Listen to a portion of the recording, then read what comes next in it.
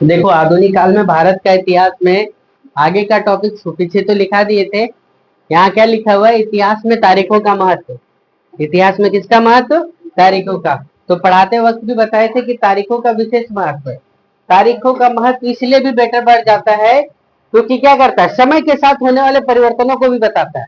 वही लिखे कि वास्तव में इतिहास क्या करता है, अलग अलग समय में होने वाले परिवर्तन या होने वाले घटनाओं के संबंध के बारे में क्या करता है, बताता है। अतीत और वर्तमान की तुलना को, कर्म को हम कैसे ढूंढ सकते हैं? तिथिवार ढूंढ सकते हैं। जो पुराने समय में जो था और अब जो है तो पता करेंगे। तो बोलते नहीं है कि 2010 से पहले ये रोड नहीं बना था, तो डेट बताएं।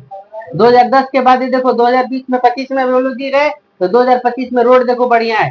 2010 से पहले गांव में लाइट नहीं था, तो तिथिवार ढूंढ रहे हैं कि नहीं? अभी क्या है, पूरे गांव में लाइट है। तो ये सब क्या हो गया? तो ये इतिहास में तारीखों का विशेष महत्व है। फिर क्या लिखा है कि देखो, नोट पॉइंट है एक दिया हुआ है आपसे, जो ऑब्जेक्टिव क्वेश्चन पूछेगा कि भारत का नक्शा सबसे पहले किसने तैयार किया, करवाया था, है ना, या किसने तैयार किया था? तो ध्यान से जवाब देंगे। भारत का नक्शा दो लोगों ने मिलकर के तैयार किया था, एक रॉबर्ट क्लाइवा और एक जेम्स रेनल। क्या बोल रहे, ध्यान से सुनिएगा। एक रॉबर्ट क्लाइवा और एक कौन था? James Rennell. रॉबर्ट क्लाइवा ने क्या किया, जेम्स रेनल को ऑर्डर दिया कि तुम क्या करो, भारत का नक्शा बना करके ले जाओ, है ना। अर्थात कहने का मतलब कि भारत का नक्शा को तैयार किसने किया? जेम्स रेनल ने। करवाया किसने? रॉबर्ट क्लाइवा ने। दो क्वेश्चन तैयार हो जाता है यहाँ पर, है ना।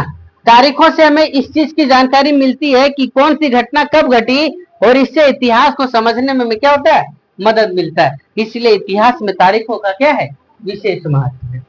फिर देखो, विज्ञापन पर रुचि का प्रभाव। बताए थे ना कि विज्ञापन पर रुचि का क्या प्रभाव है। तो अभी head and shoulder, clinic plus, ये सब एग्जाम्पल देकर के बताए थे कि विज्ञापन हमें काफी पसंद नापसंद चीजों के बारे में क्या करता है, प्रभावित करता है ना। जैसे एक एग्जाम्पल दिया हुआ है, 1922 ईस्वी में विज्ञापन जब दिया तो क्या विज्ञापन दिया? लिप्टन चाय के बारे में विज्ञापन दिया। किसके बारे में विज्ञापन दिया? लिप्टन चाय के बारे में। और विज्ञापन में लिखा कि ये जो चाय है ना, विश्व के शाही लोग क्या करते हैं, पसंद करते हैं। प्रचार किया था, तो भी बहुत सारे से प्रचार है। फिर क्या लिखा, देखो, तारीखें क्यों हो जाती है महत्वपूर्ण, कोई तारीख स्पेशल क्यों हो जाता है? तो पढ़ाते वक्त बोले थे ना कि 2 अक्टूबर क्या है, कोई दिन था, सिंपल सा दिन था, लेकिन 2 अक्टूबर को क्या है, गांधी जयंती है। लाल बहादुर शास्त्री का क्या है, जन्मदिन है। तो दो दो महान व्यक्तित्व के बारे में जन्म है, जन्मदिन है, इसलिए वो तिथि क्या है, महत्व है।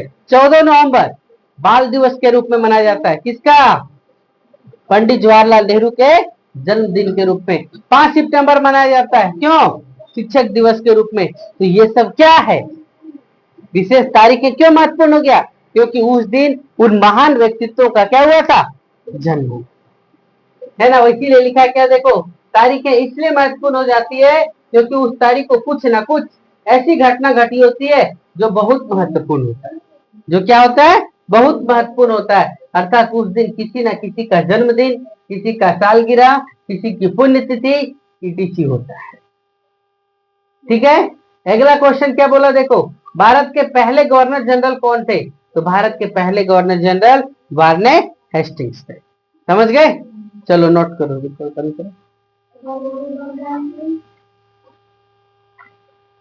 क्या लिखा हुआ, ध्यान से देखो। आधुनिक काल में भारत का भौगोलिक भूभाग, क्या टॉपिक है?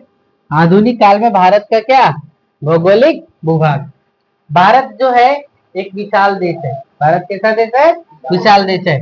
भारत विश्व में क्षेत्रफल की दृष्टि से केवल 7वां बड़ा देश है। क्षेत्रफल की दृष्टि से केवल 7वां बड़ा देश है। और इससे 6 बड़े और कौन कौन से देश हैं? तो सबसे बड़ा कौन? रूस। फिर दूसरा नंबर पर कौन आता है? कनाडा। तीसरा नंबर पर कौन? चीन। चौथा नंबर पर यूएसए। 5वां नंबर पर कौन? और 6ठा नंबर पर कौन आता है? और 7वां नंबर पर क्या? भारत आता है। भारत के उत्तर में हिमालय है। भारत के उत्तर में क्या है? हिमालय है। पूर्व में क्या है? बंगाल की खाड़ी। पश्चिम में क्या है?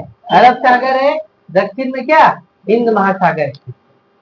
भारत का कुल क्षेत्रफल कितना? तो 32,87,263 वर्ग किलोमीटर है। भारत का कुल क्षेत्रफल कितना है? 32,87,263 वर्ग किलोमीटर है। इसके पूर्व से पश्चिम की लंबाई कितना? 2933 किलोमीटर है। पूर्व से पश्चिम की लंबाई कितना? 2933 किलोमीटर तथा उत्तर से दक्षिण की लंबाई कितना है? 3214 किलोमीटर। भारत आज विश्व का दूसरा बड़ा जनसंख्या वाला देश है। तो सबसे पहला कौन है? सबसे पहला नंबर पर कौन आता है? चीन आता है। फिर लिखा है कि कैसे तय हो जाती है अवधियां, यानी समय कैसे तय हो जाता है, उसके बारे में देखो। तो इतिहास को समझने के लिए ना इसे कई कालखंडों में विभाजित करने पर क्या किया गया है? जोर दिया गया है, ताकि इसके केंद्रीय तत्वों को हम लोग आसानी से क्या कर पाएंगे? समझ पाएंगे। इतिहास में किसी प्रवृत्ति व लक्षणों के आधार पर इसे क्या कई छोटे छोटे कालखंडों में बांट दिया गया है। हमारा जो भारत का जो क्या है इतिहास है वो 3 भागों में बांटा हुआ है। कौन कौन? पहले लिखा दिया ना, प्राचीन काल, मध्यकाल और क्या आधुनिक काल। प्राचीन काल क्लास 6 में पढ़ना है, मध्यकाल क्लास 7 में पढ़ना है और आधुनिक काल आपको कहाँ पे पढ़ना है? 8वां में पढ़ना है। समझ गए क्या? तो प्राचीन काल शुरू से लेकर के 6वीं या 7वीं शताब्दी के काल को क्या बोला गया? प्राचीन काल, है ना। फिर कहा 7वीं शताब्दी से 17वीं शताब्दी या 18वीं शताब्दी के काल को क्या बोला गया? मध्यकाल बोला गया। और 17वीं या 18वीं शताब्दी के बाद के काल को क्या बोला गया? आधुनिक काल बोला गया है। समझ गए? चलो दो बुक तो मेरा वाला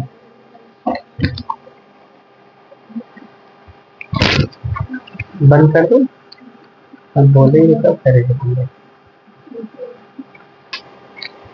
देखो आगे टॉपिक्स में क्या है कि जेम्स मिल का मानना था कि भारत को क्या है, क्या लिख रहा है ध्यान से सुनिएगा। जेम्स मिल का मानना था कि सभ्यता के मामले में सभी एशियाई देश किससे? यूरोप से क्या है? पीछे हैं। सभी एशियाई देश किससे पीछे हैं? यूरोप से क्या है? पीछे हैं। जेम्स मिल का धारणा था, क्या धारणा था कि भारत में अंग्रेजों के आगमन से पहले यहाँ हिंदू और मुस्लिम तानाशाहों का शासन था। जेम्स मिल क्या कह रहा था कि भारत में जो था ना, जब तक अंग्रेज नहीं आया था तब तक एक तरफ हिंदू शासन कर रहा था तो एक तरफ क्या मुस्लिम तानाशाह शासकों का क्या था? शासन था। समाज में क्या था? तो धार्मिक टकराव थे, जातिगत बंधन था और अंधविश्वासों की क्या थी? भरमार थी। ध्यान से सुन लो फिर लिखना। मिल के अनुसार ब्रिटिश शासन ही क्या है? भारत को सभ्यता के मार्ग पर ले जा सकता है। जेम्स मिल क्या कहता है कि ब्रिटिश शासन लागू कर दो तो भारत क्या होगा? आगे बढ़ जाएगा। मिल का सुझाव यह भी था कि भारत का जितना भी भूभाग है ना सब पर एकाधिकार जमा लो, ताकि भारतीय जनता को ज्ञान और सुखी जीवन प्रदान किया जा सके। समझ गए? ये सब जितना भी मानना था ये सब क्या था? यह सब उनका साम्राज्यवादी दृष्टिकोण था। ये सब क्या था? उनका साम्राज्यवादी दृष्टिकोण था। ज्यादातर इतिहासकार ब्रिटिश शासन के दौर को क्या कहते थे? औपनिवेशिक युग मानते थे। ज्यादातर ब्रिटिश शासन के दौर को क्या कहा गया? औपनिवेशिक युग। क्यों? क्योंकि ब्रिटिश शासन जब आया भारत में तब लोगों को क्या हो गया? समानता नहीं मिला, है ना, स्वतंत्रता नहीं मिला एवं मुक्ति का क्या हुआ? एहसास का अभाव था। समझ गए? ये सब टॉपिक के कारण से क्या पता चल जाता है कि ब्रिटिश शासन भारत में क्या करना चाहता था। ठीक है, कल आगे पढ़ेंगे हम लोग औपनिवेशिक युग, है ना। चलो नोट करो यहाँ पर।